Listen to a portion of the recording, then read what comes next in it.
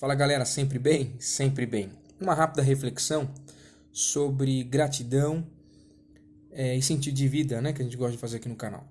Eu estava lendo por esses dias aqui em casa uma reportagem, não sei em qual jornal que eu li, acredito que deve se estar no Le Monde, e foi alguns dias atrás e me atentei a algumas índices estatísticos, né?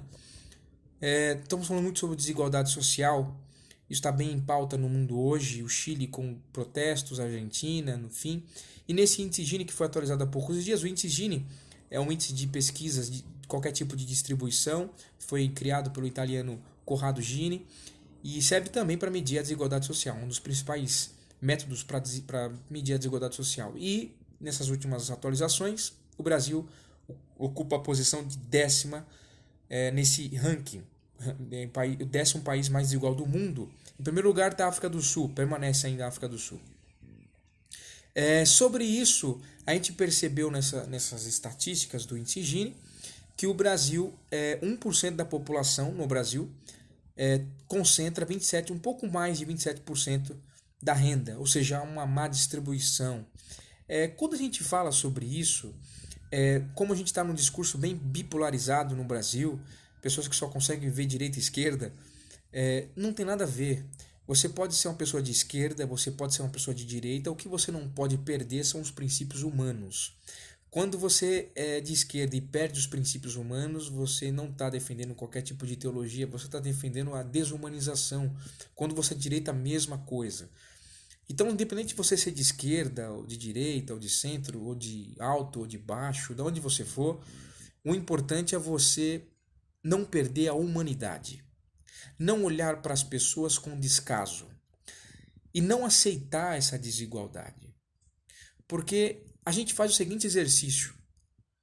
Eu passo na rua e vejo alguém que não tem o que comer, eu passo na rua e vejo alguém que mora na rua, porque em algumas grandes cidades aqui no Brasil, as grandes metrópoles como São Paulo e Rio de Janeiro, ficam bem claras a desigualdade social, porque você vê casas grandes, mansões, e do outro lado da rua você vê casas de madeira, pau a pique, enfim. Então é bem claro, é visível, né, a desigualdade no Brasil.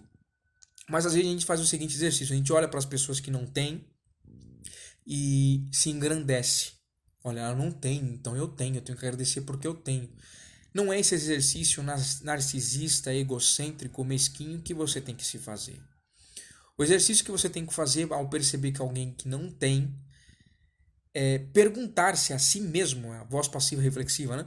Pergunte-se a si mesmo por que você tem o que tem. Por que você não tem o que não tem? E por que você quer o que não tem?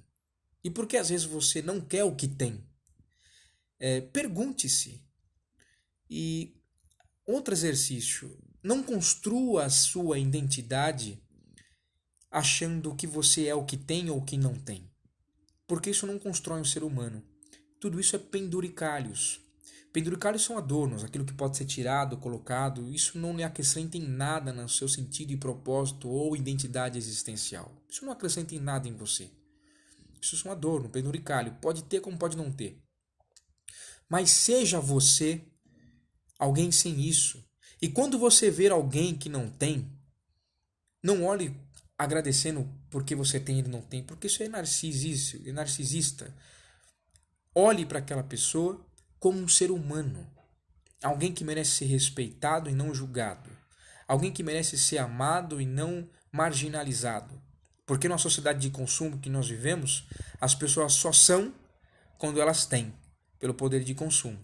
Se não têm, elas não são. Então, se você quer combater o índice Gini, o princípio primordial é você olhar para os seres humanos em geral, principalmente aqueles que não têm, como seres humanos.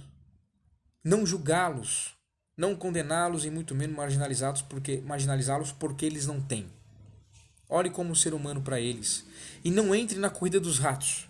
A corrida dos ratos é aquela corrida de que eu tenho que ter, eu tenho que preciso fazer, eu tenho que consumir, eu tenho que ter a conta no banco, eu tenho que ter milhões, eu tenho que ter um carro. Essa corrida dos ratos é a corrida que nunca acaba. A procura incessante, a angústia, eu falo, né? A angústia aterrorizante da felicidade. Essa é a pseudo, a falsa felicidade. Não tem felicidade nenhuma aí. A verdadeira felicidade está em construir um propósito, um sentido de vida sem penduricalhos, principalmente de consumo. Isso não tem a ver com direita, nem tem a ver com esquerda. Tem a ver com um sentido de vida proposital alicerçado no mundo. Por isso que a depressão, a ansiedade, a angústia, o suicídio aumenta drasticamente. Uma pessoa se mata hoje no mundo a cada 40 segundos, infelizmente, porque o sentido existencial, a identidade da pessoa não é construída com um propósito, é construída em cima de perspectiva, sempre no amanhã ou no consumo. E se eu tenho uma identidade construída num consumo, quem eu vejo e não consome, não tem o poder de consumir, não são. Então não merece ser respeitada como tal. Meu conselho para você, do fundo do coração, é que você não caia nessa pegadinha. Seja grato pelo que você tem e pelo que você não tem. Seja grato porque você vive. Seja grato porque você respira. Seja grato porque você é o que é. Seja grato porque você é um ser humano. E não há nada mais digno e bonito do que ser um ser humano. Não há nada mais digno e bonito do que respirar. Não há nada mais digno e bonito do que ser o que você é.